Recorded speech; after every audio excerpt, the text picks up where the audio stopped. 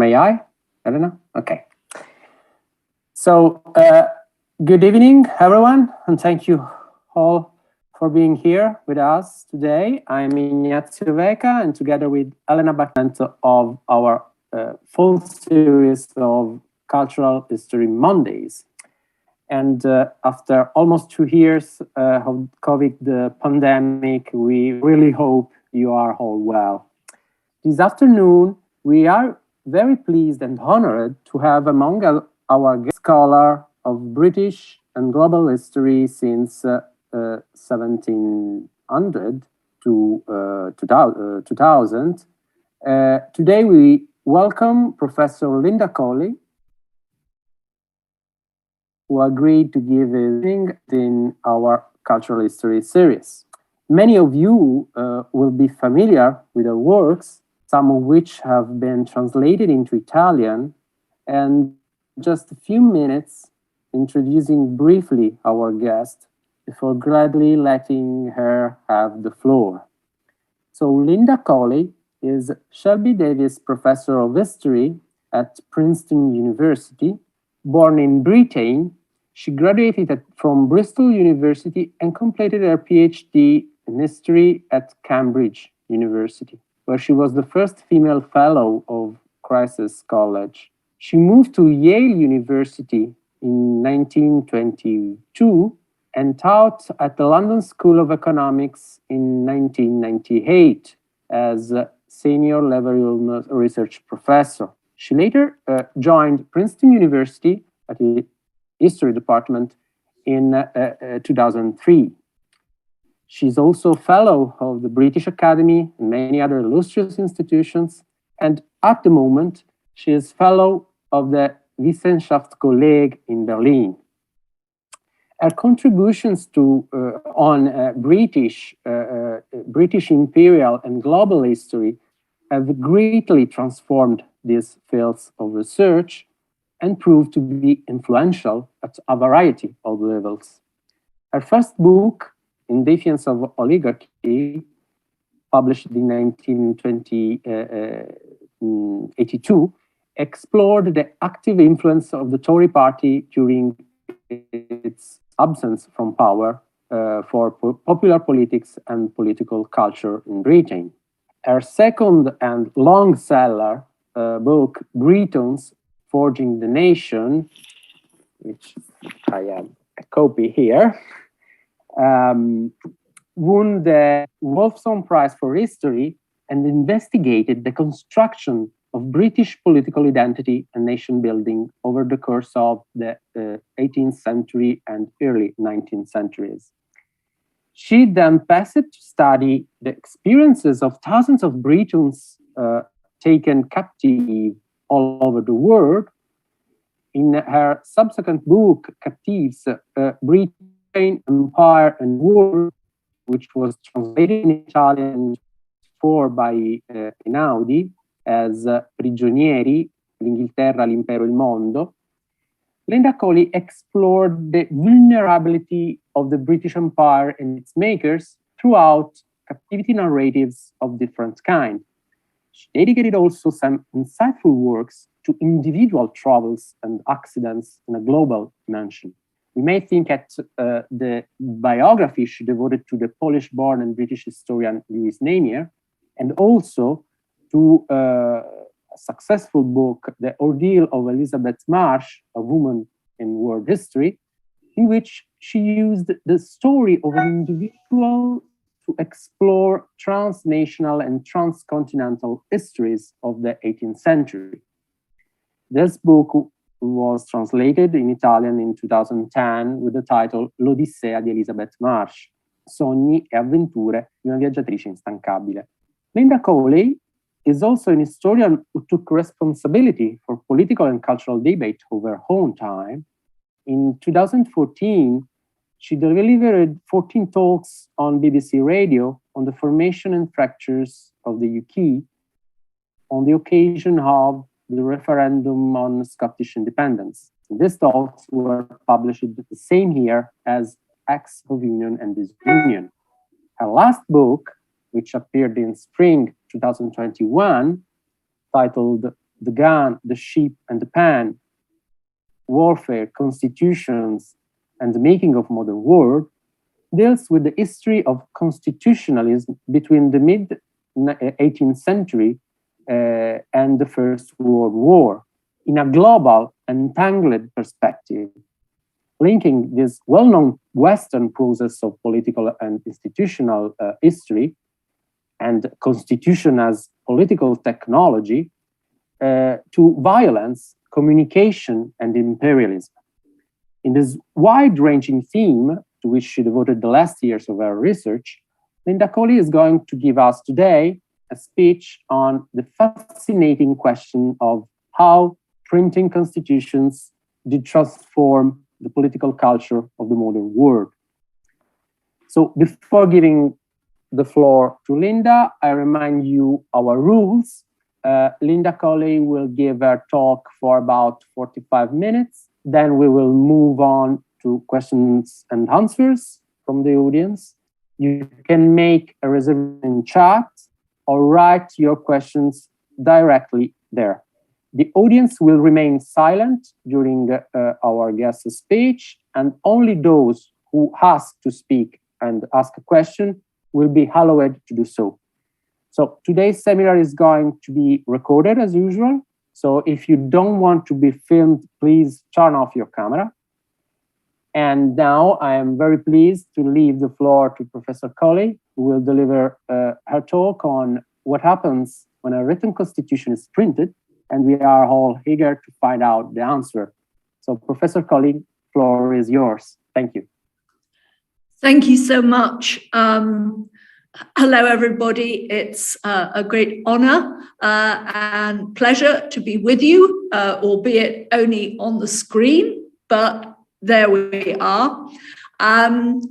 As you've been told, this talk that I'm about to give is a kind of riff on just a section of a long book that came out this spring, The Gun, the Ship, and the Pen, which is, even now, being translated into Italian. And I'll be very happy to answer comments, questions about the wider book and not just this talk if you want to put issues to me. But what I'd like to start with is, I suppose, a classic historical interlude. On September the 17th, 1787, after nearly 4 months of contentious discussions, the 50-odd delegates assembled at the Pennsylvania State House at Philadelphia agreed on a new draft constitution for the United States. Set down formally that day in red and black ink, the text filled 4 sheets of parchment. Generally kept hidden away before the Second World War, this manuscript has belatedly become an icon. It's on show in Washington. Yet at the time, and in terms of its domestic and trans-regional impact, something more critical happened in Philadelphia on September the 17th, 1787, than this formal act of writing. That same day, a copy of the draft constitution was passed to John Dunlap and David Claypool, joint proprietors of the first successful American daily paper, the Pennsylvania Packet. 2 days later, Dunlap and Claypool published the draft constitution on their front page, with its first letter, W, from We the People, presented in super bold type.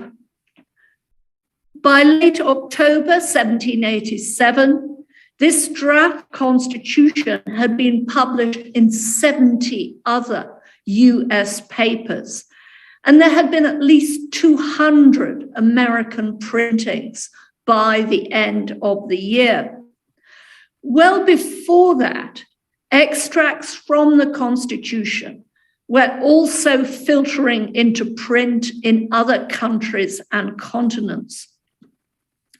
It's important, I think, to appreciate what was novel about all this and what was not. Both in Europe and in East Asia, print had been used for centuries before this to issue and publicize momentous official pronouncements. The papacy, for instance, had used print to publicize its important pronouncements from the early modern period. So this is not new. A single document, political constitution, drawing on Enlightenment notions and possessing the status of a fundamental law, was also nothing new in 1787. Gustav III of Sweden had experimented in this fashion with his written constitution, the form of government, back in 1772, a text which had promptly been published in several languages. And of course, Tuscany had given rise to a draft constitution in 1782, though I don't believe that was printed. What was different about the Constitution drafted in Philadelphia in September 1787 was first that it was the creation and expression of a brand new republic forged both by rebellion and in a effectively global war. Second, levels of print and literacy among whites in the new United States were unusually high, as was the determination of its politicians to exploit this fact and their need to do so.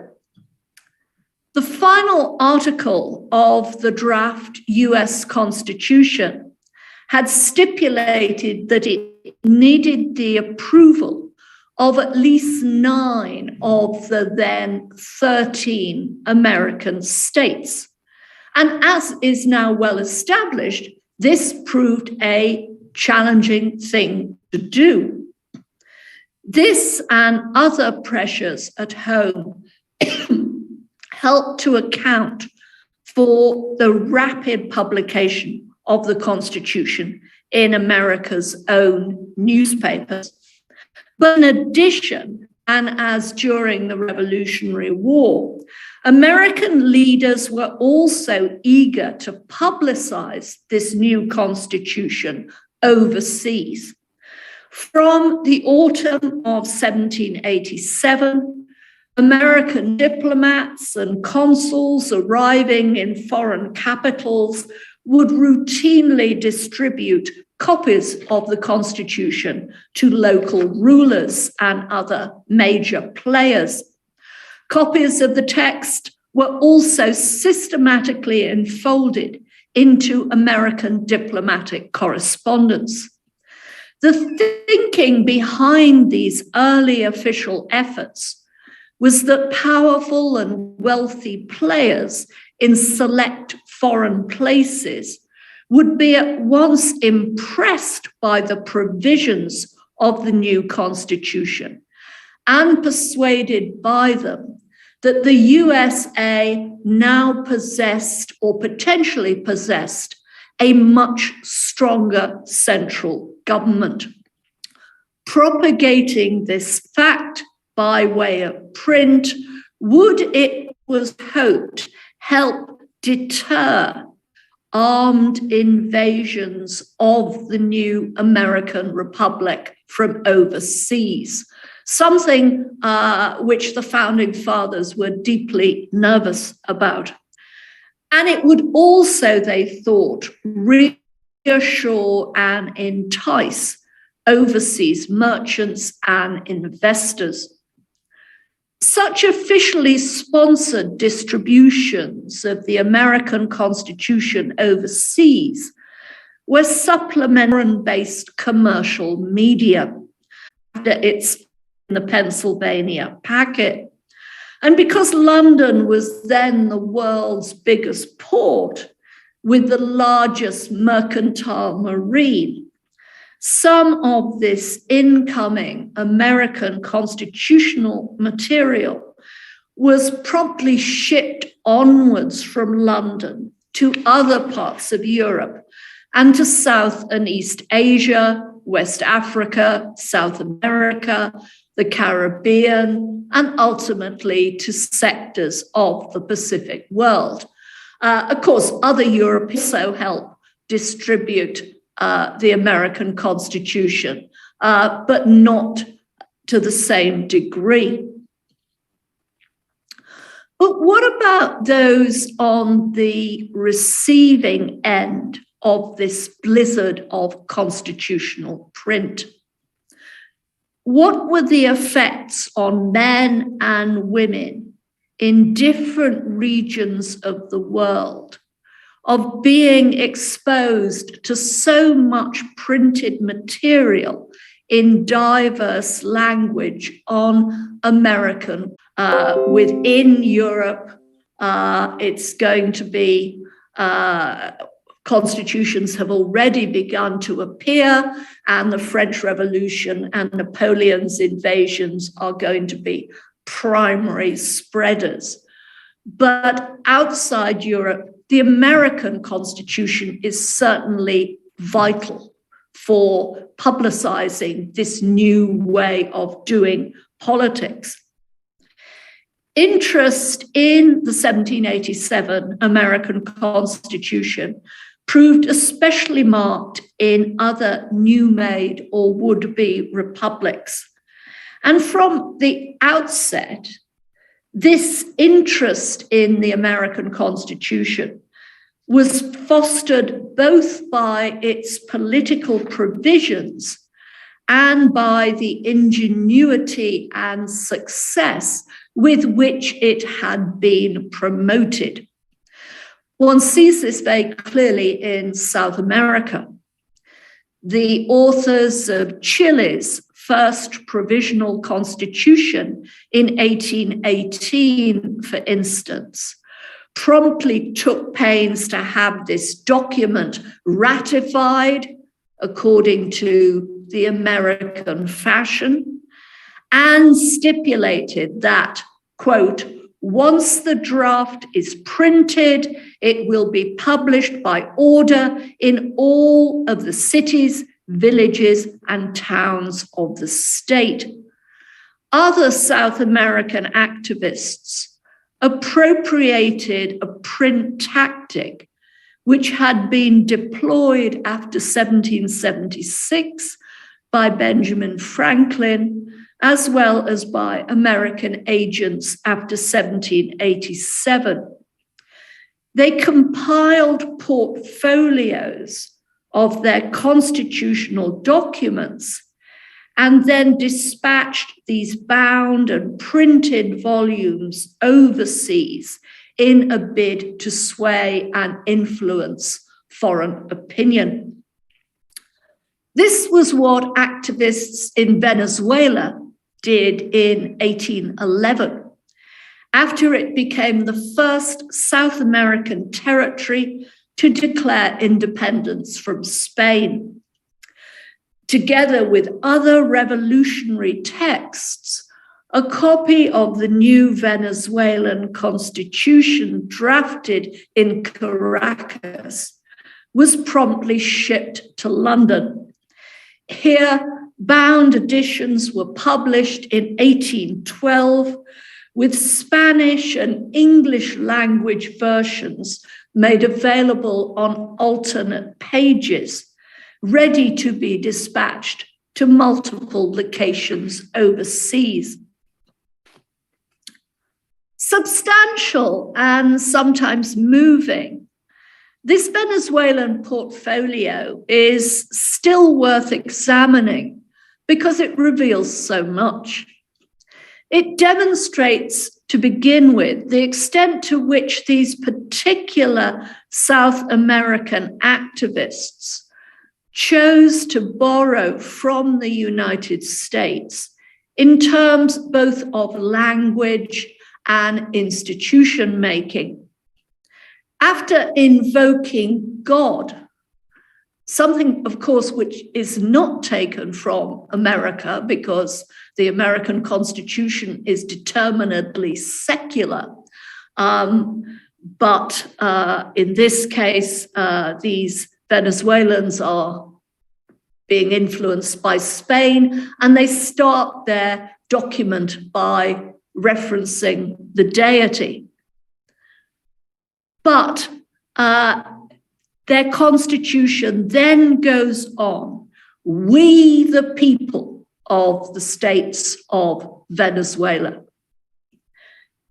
It then goes on as well to provide for a federal republic, as in the United States, and for a House of Representatives and a Senate whose members, again, exactly as in the United States Congress, will need to be over 25 and over 30 years old, respectively.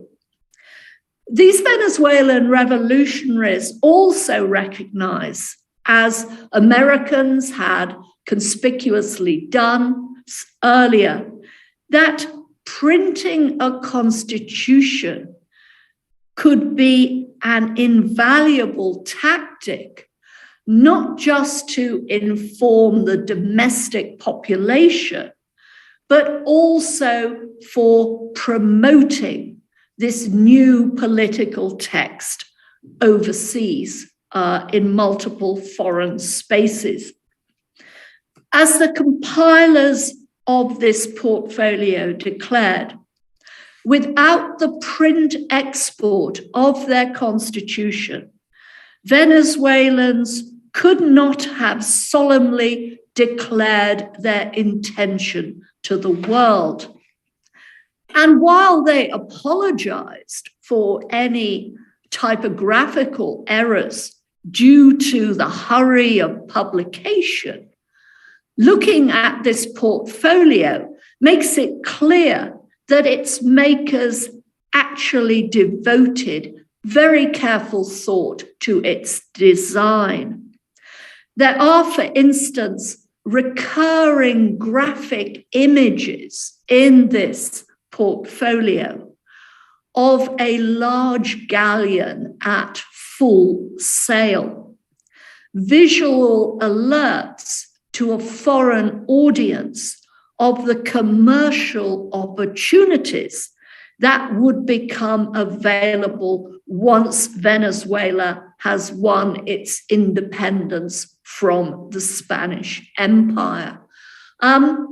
And I stress this point, and I talk about this wonderful, and it's huge, Venezuelan portfolio to show how valuable constitutional texts can be to cultural historians.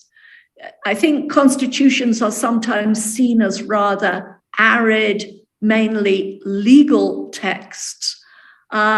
In fact, they are often illustrated. They operate at many different levels, and they need much more attention. But for all this enterprise, by mid-1812, this first Venezuelan republic had succumbed to Spanish armed forces and civil war. Its lavish portfolio endured, however. Part of what was fast becoming a rapidly expanding print archive of different countries' constitutional plans and projects. And this fact serves to underline a much broader point.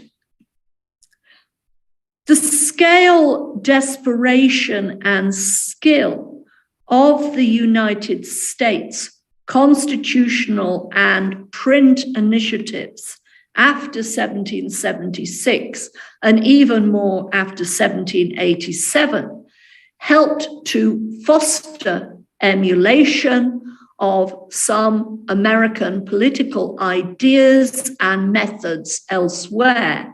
Yes, indeed.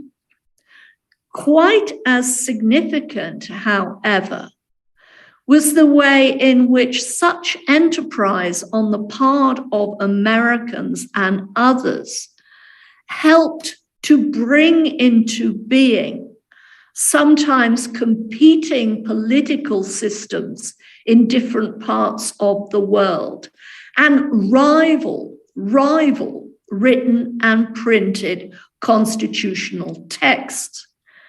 As more and more countries adopted written constitutions, and as more and more of these texts were published across borders and linguistic barriers, men and women interested in this form of political technology were increasingly presented with a widening choice.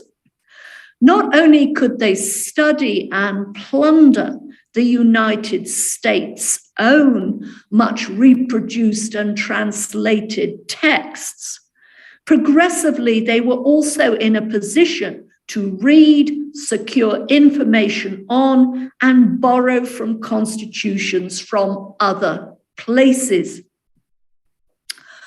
As early as the 1790s, savvy publishers acknowledged this trend and began to capitalize on it.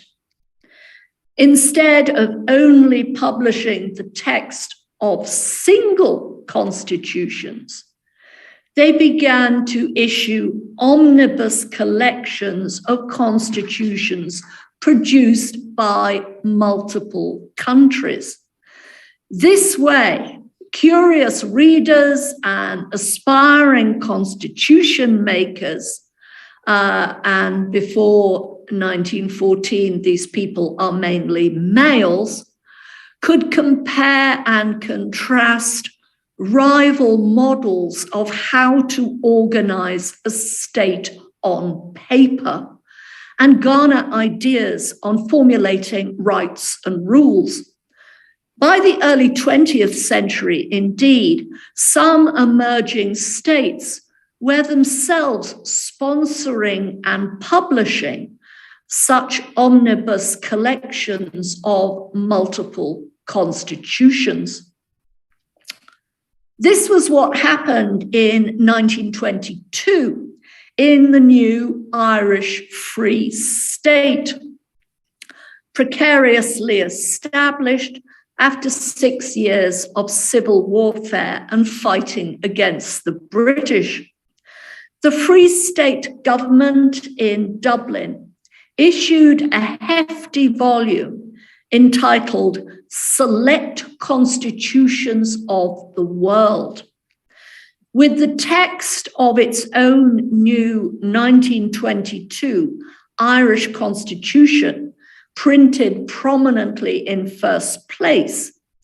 This volume contained as well the texts of 18 other countries' current constitutions, including Italy's.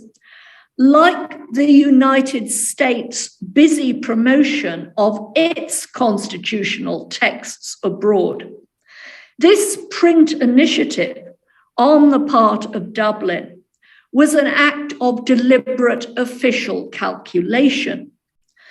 By printing their own still insecure constitution in this book, side by side with other more established constitutions, and then dispatching copies of this omnibus volume to foreign capitals, Irish Free State politicians were in effect proclaiming that their new polity was fully on a par with other independent nations of the world. Increasingly emerging after 1787 then, though prefigured in part in multiple places before then, was a new form of knowledge distribution. Courtesy of fast multiplying print, new political constitutions were being put into wide and rapid circulation in ways that would not have been imaginable earlier. This, in turn, resulted in a changing politics of extraction, appropriation, comparison, and selection. Those engaged in drafting new constitutions, along with private individuals wanting to imagine one, were increasingly in a position of being able to play, pick, and mix. They could study and select between ideas, institutions, and laws set out in an expanding print array of different countries' constitutions. They could then meld and combine these borrowings with their own indigenous ideas, aspirations, and legal and political conventions. And long before sophisticated computer analysis became possible, such mixing and melding had been recognized and was being analyzed. Thus, a late 19th century Swedish jurist made a careful analysis of the 1814 Norwegian constitution.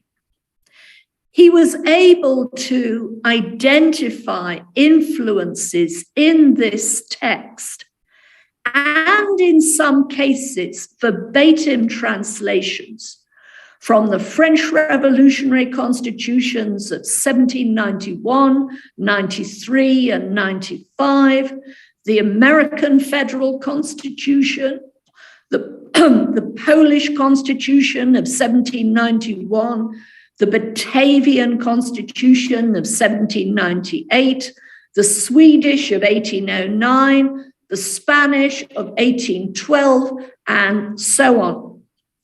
In addition to borrowing from these different printed foreign sources, plus position papers drawn up by local officials and intellectuals, Norwegian delegates in 1814 also drew on published British political writings for ideas about constructing a constitutional monarchy in their own country. In other words, what these men in Norway in 1814 hammered out and committed to paper was emphatically not a piece of unadulterated domestic invention, but neither was it derived in the main from the United States Constitution or from any other single constitution. Instead, and like most constitutions, Norway's 1814 constitution was rather like a patchwork quilt. It was a brand new creation, but it was put together in part from a multitude of different older materials that had originated elsewhere. As well as catering to official constitution makers in this fashion, the ever-widening print archive of these texts also lent itself to exploitation and to reinterpretation by dissident and opposition groupings. Take the way in which the Plan de Iguala of February 1821 was disseminated and repurposed by different overseas groupings. This plan was originally issued by the Mexican warlord, Colonel Agustin de Iturbide, as a blueprint for the government of a more independent Mexico. However, the 12th clause of the plan especially proved attractive to those pursuing quite different political causes. All the inhabitants of New Spain, without any distinction between Europeans, Africans, or Indians, are citizens of this monarchy and have access to all employments according to their merit and virtues. Once set in motion via print and translated, this passage in the Plan de Iguala was sometimes read and cited as an example of how wider political rights might, in a reformed future, be accorded to all men, irrespective of religion, skin color, or ethnicity. By 1822, indeed, this kind of gloss on the Plan de Iguala, the sense that this Mexican constitutional project offered a model for the empowerment of males across different cultures and races, had reached Calcutta, already one of the world's great centers of print, a base for Indian and Anglo-owned printing houses, which together published a greater volume of more diverse printed material than many European capitals. A prime example of such creativity was the Calcutta Journal, the Indian subcontinent's first daily newspaper. Flourishing erratically between 1818 and 1823, the paper was the joint work of two very different transgressors of borders, a self-made Englishman named James Silk Buckingham and Ramahan Roy, a high-status Kulin Brahmin from Bengal. Both Buckingham and Ramahan were admirers of the political achievements of the United States.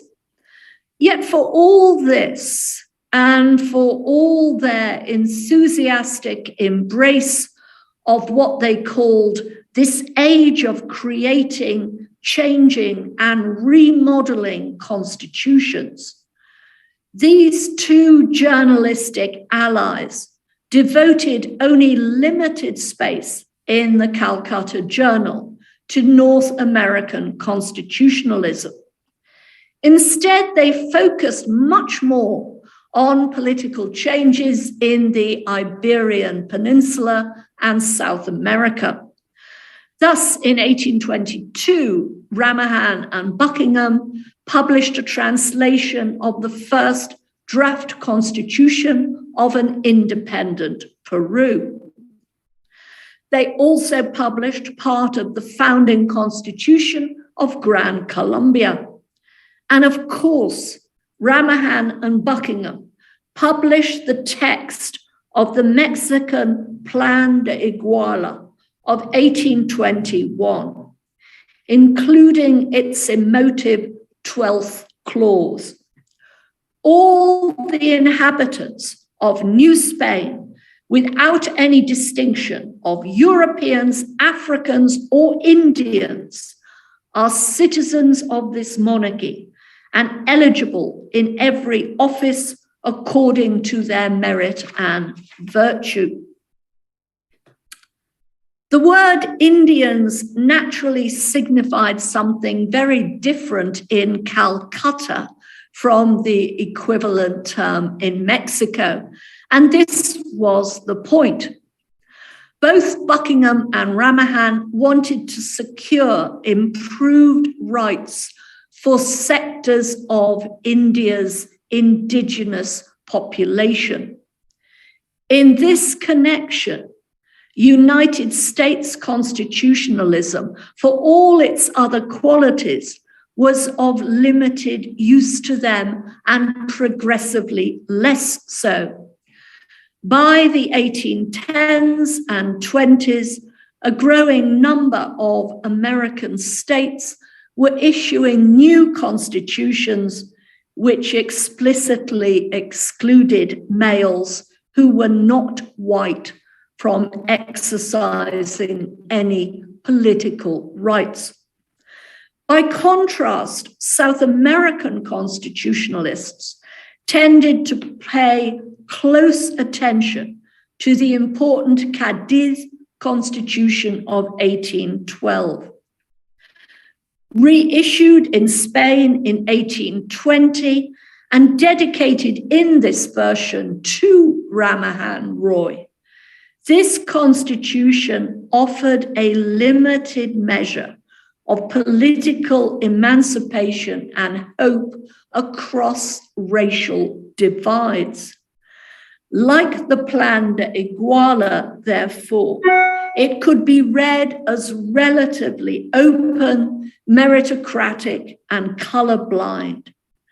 These Hispanic texts in South America and in Spain, read in certain ways, possessed an obvious appeal to Ramahan and Buckingham as models for what they wanted to achieve in the Indian subcontinent itself.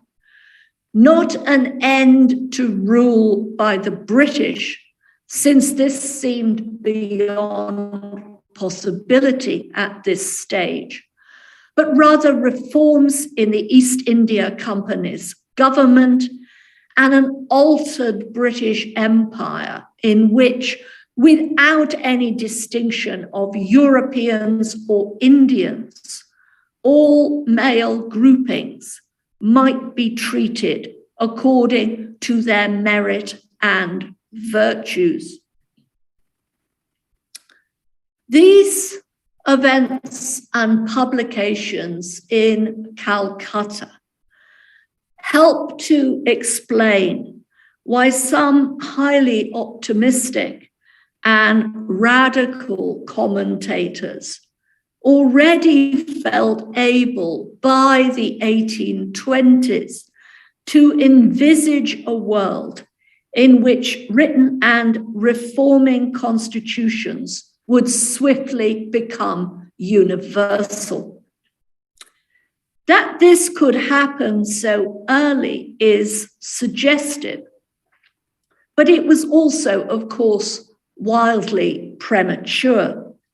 So what I thought I would do to end this seminar paper, and having stressed the importance of print for the course and diffusion of constitutional change, is to list some caveats and questions which we can choose to pursue further and at greater length if you so wish. I think we might want to inquire what is the impact of this advancing political technology, reliance on print. What is its impact, and how do we relate this to the existence of peoples in different parts of the world without written languages? What does this mean? And what happens with the new written constitutions in areas where there are only low levels of literacy? Second, we might want to think too, though this point is fiercely debated, of the impact of this political technology, written and printed constitutions, on Islamic societies, which in the 19th century often possessed advanced networks for the production and exchange of manuscript writings and information, but which for a long time possessed only limited print machinery. If, for example, you look at Tunisia in 1861, this is the first Islamic state to produce a short-lived modern constitution, which was printed there in 1861. But the Tunisian activists also wanted to issue the constitution in different Tunisian languages, including the language of its Jewish population.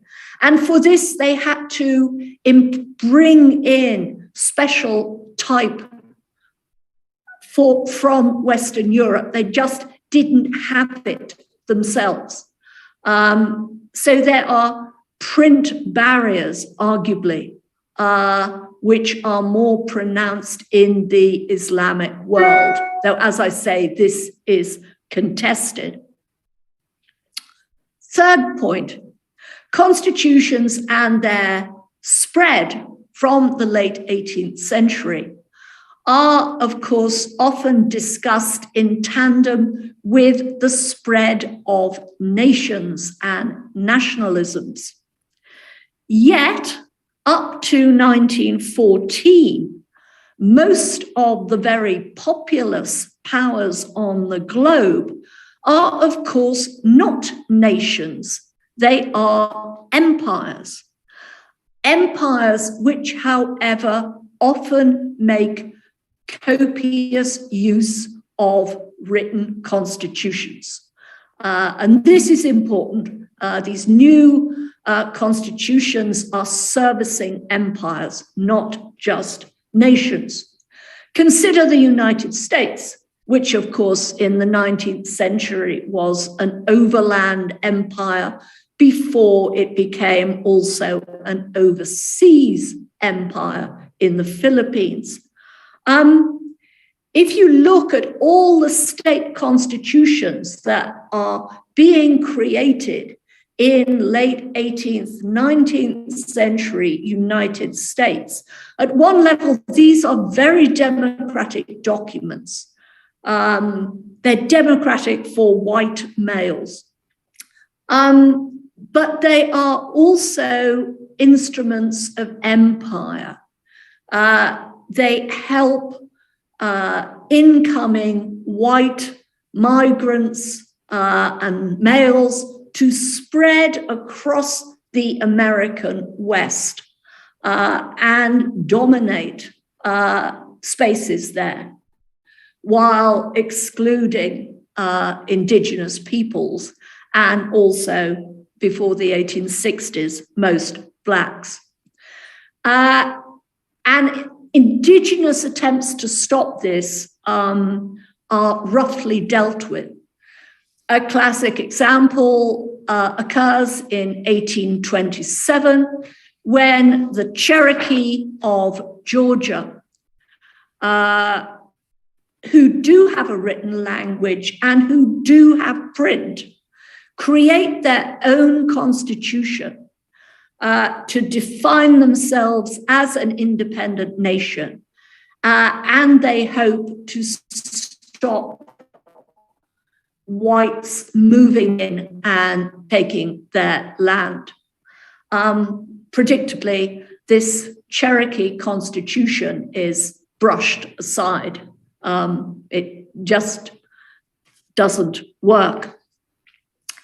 That said, this early Cherokee constitutional initiative in 1827, which other Native American groupings subsequently emulated, serves as a reminder that constitutions, like print itself, have always been inherently volatile.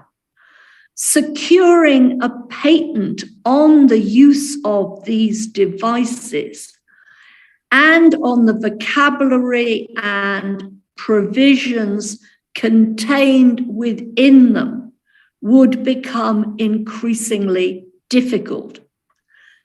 An intellectual project that needs much more work and much more thought is tracking more precisely and creatively in what ways and where and why these highly contagious instruments, written constitutions, shifted in form and in choice of terminology and language and purpose across geographical space and across different times. Thank you.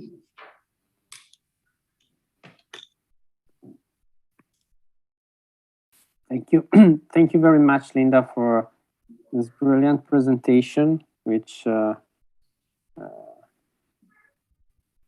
took a lot of stuff, a lot of levels in this history, brilliant global history of constitutionalism.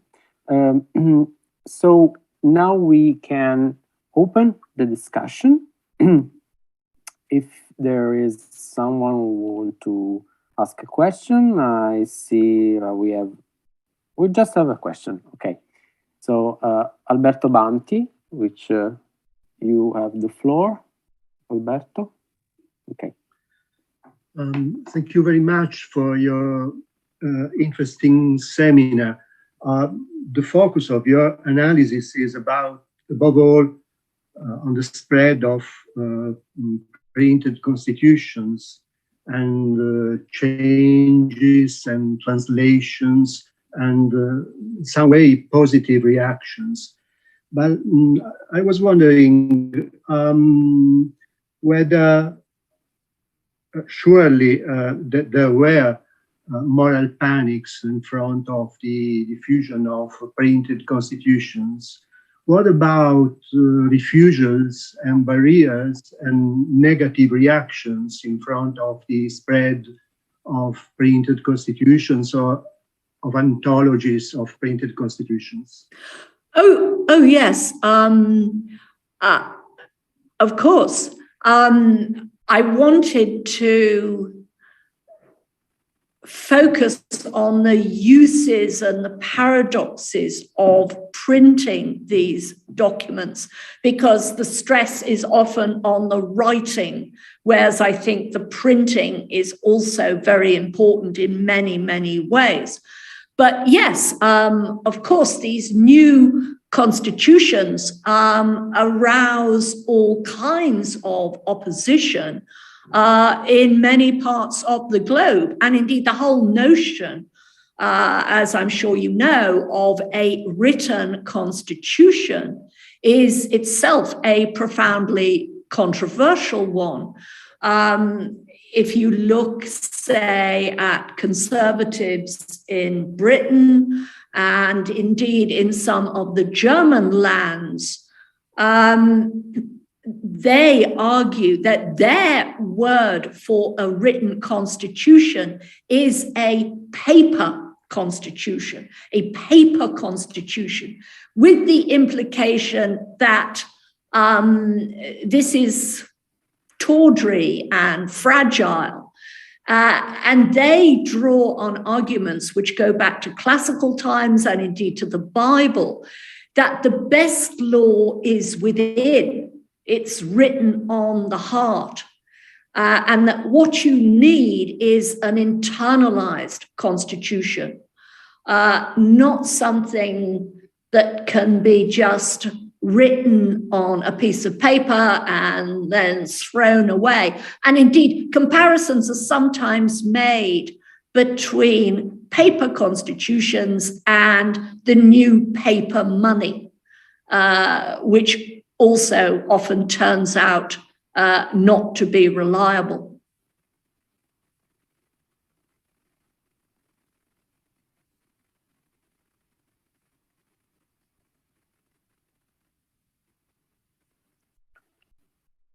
Okay, thank you. So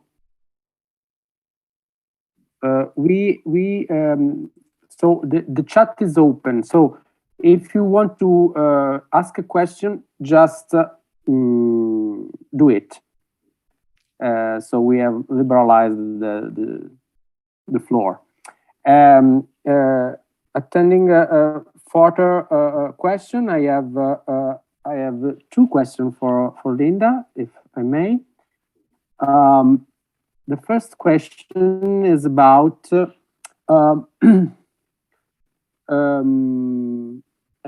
pedagogy. Sorry, about what? Pedagogy. So written constitution and constitutionalism as a matter of pedagogy and teaching. Popular and mass politics was a matter of teaching, indeed, and propaganda. So what about particular forms of written constitution, not just the text of the constitution, but some pieces of propaganda, such as catechisms, and most generally the popularization of constitutional text in this age. I was thinking about Donald Mackenzie slogan, forms, affect, meanings. So what about other forms of constitutional thought for illiterate people also? Thank you. Yeah, I mean, that's a really important point. The idea of putting political information in a catechism and in a document that you call a catechism is really taking off in the late 18th century. And actually, you can see it quite early, even in Britain, which partly because it finds itself being confronted by new written constitutions. It doesn't have a written constitution of its own. And so how does it impart political nostrums to ordinary people?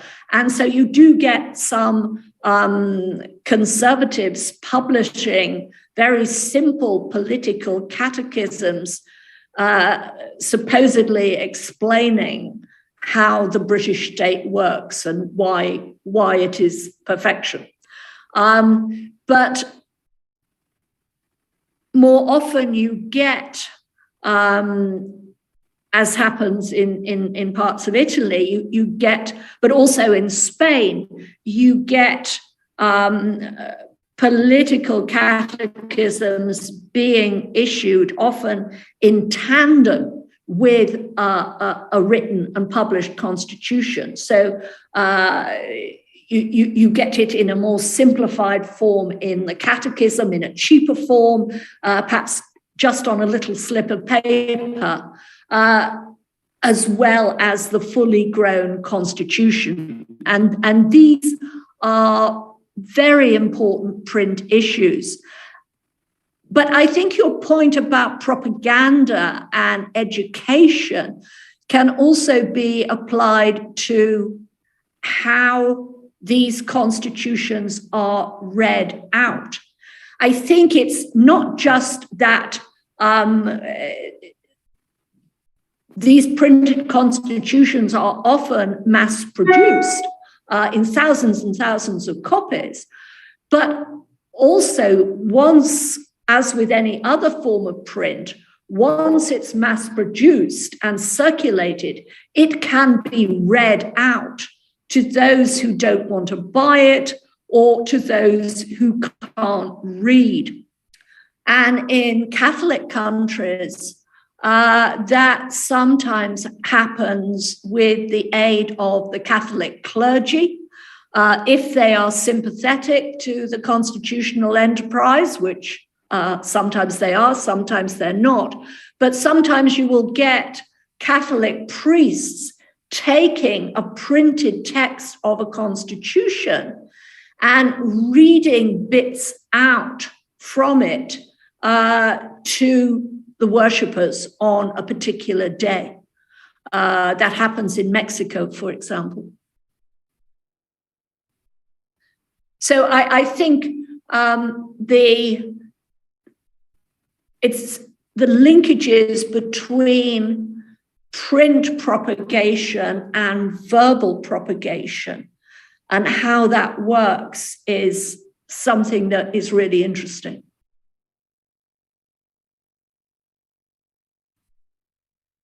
Thank you. Any other questions? Yeah, I have a curiosity. Can you tell something about the network of translations? I think whenever they compare and they have printed different constitutions, the issue of translation and the choice of terminology was actually an important issue. Yes, and again, you know, when I wrote this book, I was very conscious that because I was covering global history and a long period of time, all I really could do in some cases was alert people to issues which I felt needed lots more attention. But I couldn't go into all these things remotely in the depth they deserved. And the translation of constitutions, how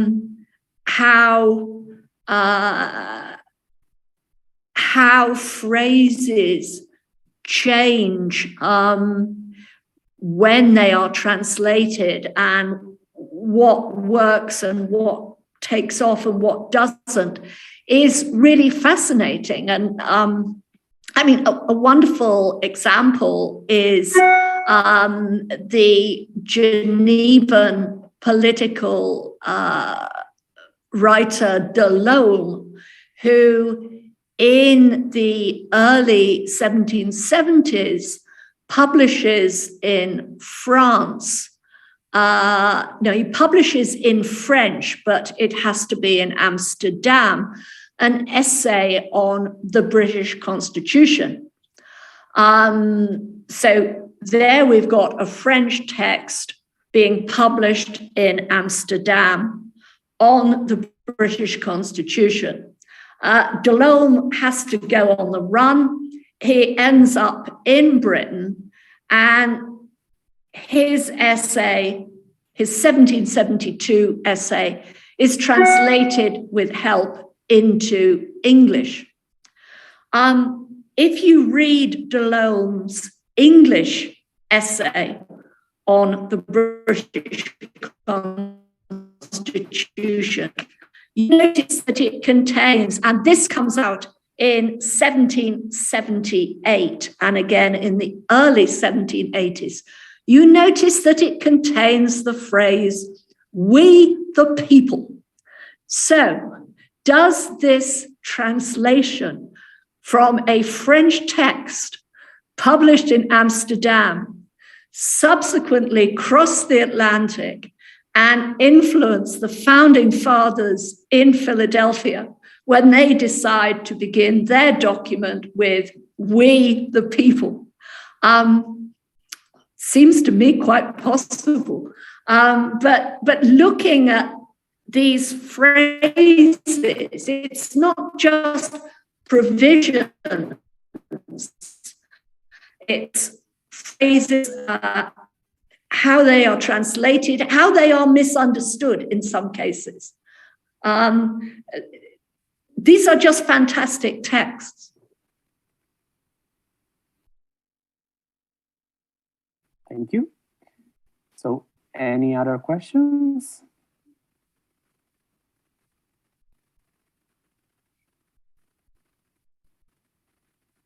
Maybe I said that Catherine Brice. I am. Excuse me. Yes. Yes. Thank you very much for this really interesting presentation.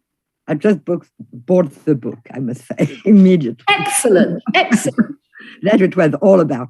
No, I had a curiosity.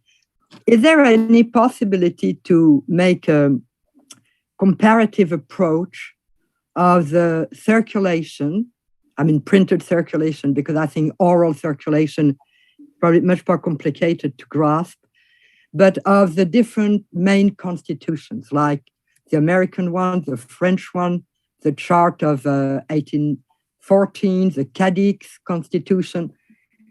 I mean, in quantitative history, which can also be interesting, is there a possibility to compare before the, let's say, the mixing up of the constitutions, a comparison of the circulation, printing and circulation of these different constitutional texts?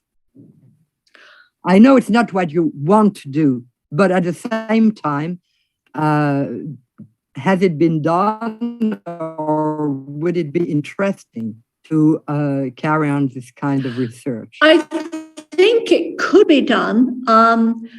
Work on the translation of constitutions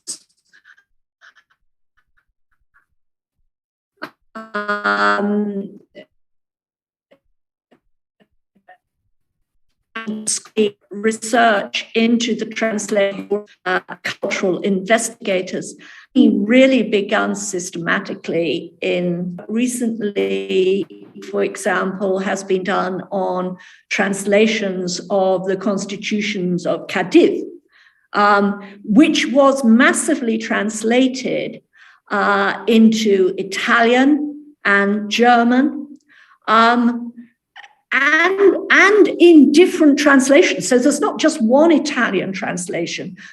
Different Italian printers produce their own translation of this original Spanish document, partly because it is seen, well, for a start, it is a Catholic constitution. It provides for the security of the Catholic Church and also for a monarchy, albeit a restricted monarchy.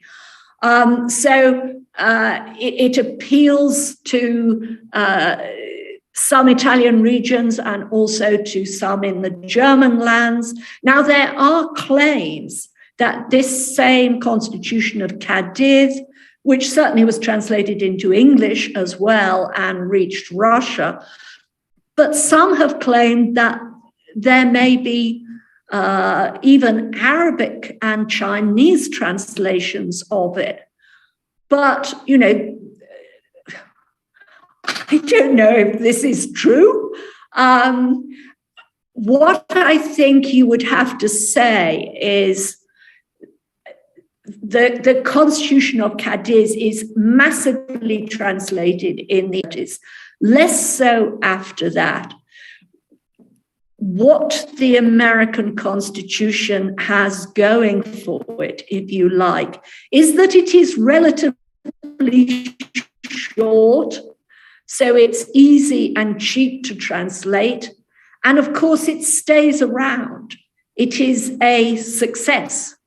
Many constitutions don't last very long. And so they drop out of the print market very often. Thank you very much. Thank you. So any other questions?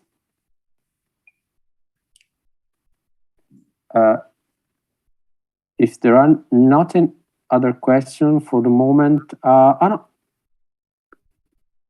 no, it's great embrace. Okay. I left my second question, so may I ask my question? You mentioned in your answer, your last answer, religion and the Catholic clerics. And in reading your book, we can find some link to religion in the chapter on Cadet's constitution, obviously. But my question is indeed on religion, because in your presentation and in the book also, it seems to me that constitutionalism and this global history of constitutionalism is rather a secular history, or a history of a process of secularization in some ways. So my question is about religion, deals with what is the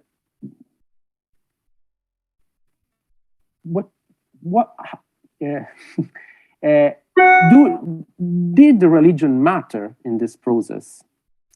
I mean, a part of the Cadet's constitution, but in the printing of constitutions and the spread of constitutionalism all around the world, how religions, so not only the Catholic one, matter in this process?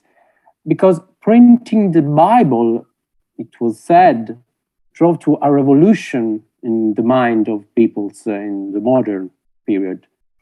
And if I think to Catholic states, it dealt with censorship and persecution also.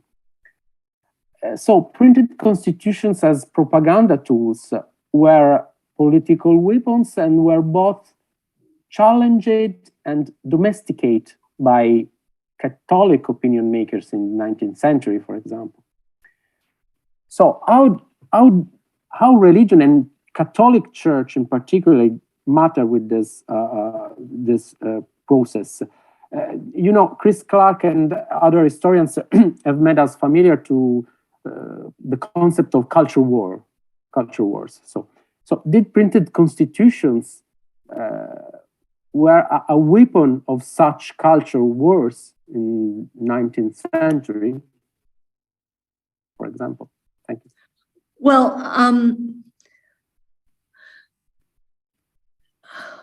I think the connections with religion or the connections between religion and the spread of constitutions, it's enormous and it's incredibly diverse. I mean, some Americanists have suggested to me that I could have taught much more about Protestantism, and that just as some Protestant groupings stressed the importance of the translation of the Bible into one's own language, so everybody could have a copy, their own copy of the Bible. So they have argued there is a run-on from those attitudes into the idea of everybody having a copy of their own nation's or empire's printed constitution, which they can hold in their hands and read in their own language, and that there is a Protestant element in some of this constitutional activism. And I mean, you can certainly see glimmers of that, as I mentioned in my book, in the way that the Norwegian constitution is distributed after 1814, the idea that people should buy their own copy, that they should stick pages on the inside walls of their houses, so that, you know, it would be part of the inside of their house, just as a Bible would be inside their house. And I think that's an interesting idea. I think you can also see the religious connections in the enormous importance of missionaries taking printing presses round different parts of the world and inventing new written languages, and how that often provides a basis for subsequent indigenous constitutional activity, as it does in Hawaii, which is producing a string of constitutions after 1840. So I don't think, I think secularism, of course, secularism is there in the 19th century, but someone who has done computer analysis has gone through the texts of a wide range of 19th century constitutions from different countries and empires. And the most common recurrent phrase is "in the name of God," not "we the people."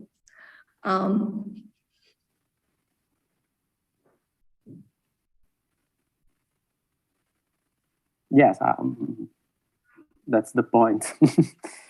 So, any other question? We have time for just maybe the last question, and because we have to close at 18:30. So, if the Catherine Brice have another question. Yes, but I don't want to steal. If anyone else has a question, please, okay. Please. Okay, so if we have time. Yes, I was wondering whether you would agree with the idea that there are two levels for the materiality and the circulation of the constitutions. One is the spreading of ideas put in words through a constitution. And though, spreading a set of ideas, an ideology, if you want.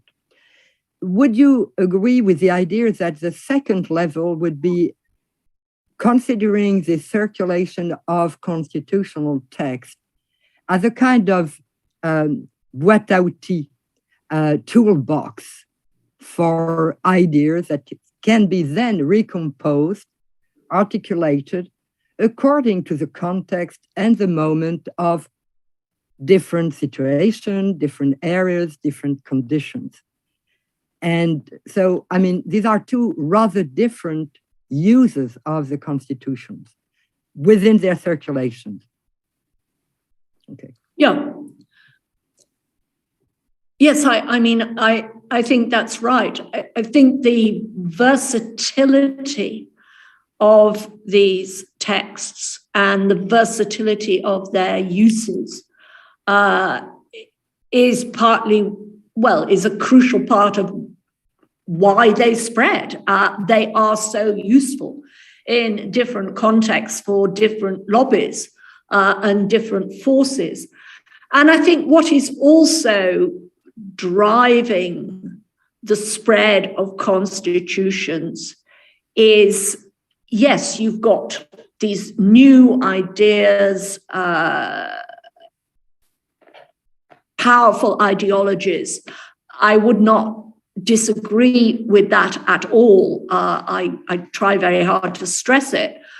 But I think you've also got strong elements of desperation and need and desire for power. So many old states are collapsing in the long 19th century. New states are being created.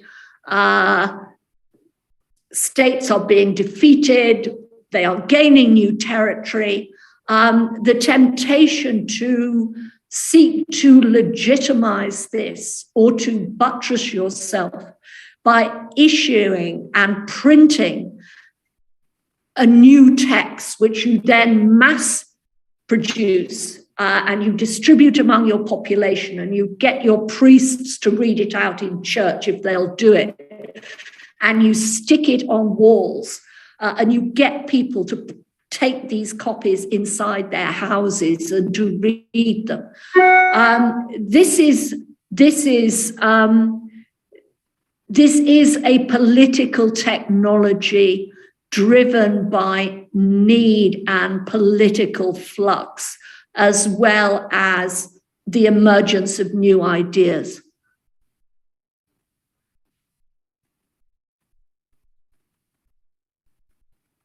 Yes, thank you. And it's also, I think, a political technology which do not need always a state.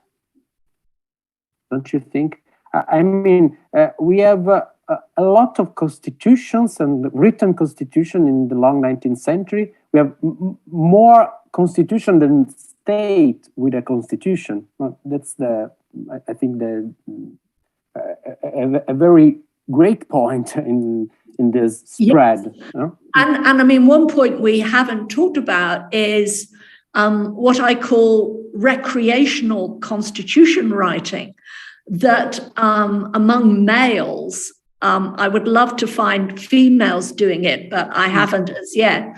Among leisured or radical or politically driven men will use some of their leisure time to draft their own plan of a constitution, which they may then publish to get their ideas into the flow of arguments that are circulating.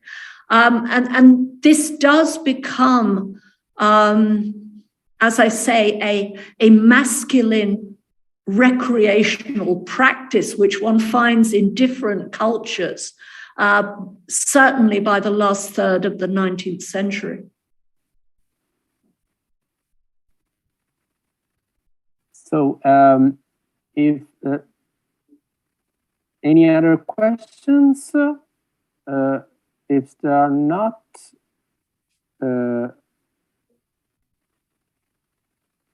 okay. So thank you, Professor Colley, and thank you, Pleasure. and thank you all for attending this seminar. It only remains for me to say goodbye to you all, also on behalf of Elena, and to see you. We hope at the next series of Cultural History Mondays. Thank you again, Professor Colley, for this insightful talk. And so see you on screen, and we hope in person next year. And happy holidays to all. Thank you very much. Thank you. Bye-bye.